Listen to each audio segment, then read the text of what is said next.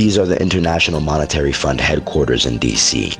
This is Argentina after help from the IMF, which provides loans without interest to nations in economic catastrophe.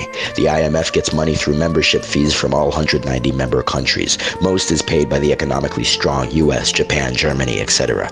These billion-dollar loans to struggling nations don't fix anything because the nation's economy is still shitty. To pay back the loans, the IMF proposed the nations sell their natural resources at low prices to Western corporations, which the IMF says will lead to export-based growth but leaves their economy robbed. Or they impose foreign imports of food and fuel instead of growing the failing local industries, which eventually die. Hundreds of billions of dollars flow from the education and health ministries of these poor nations to the IMF, World Bank, and to countries like the US and Germany who get their money back in resources.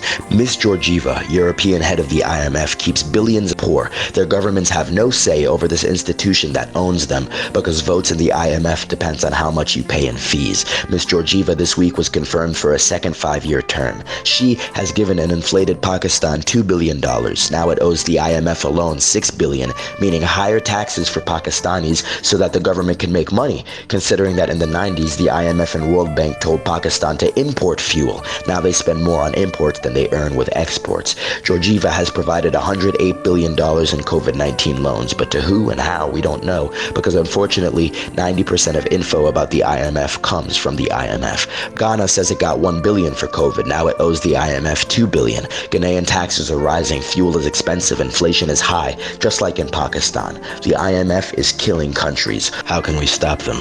My name is Augustine. Welcome to New Dogs.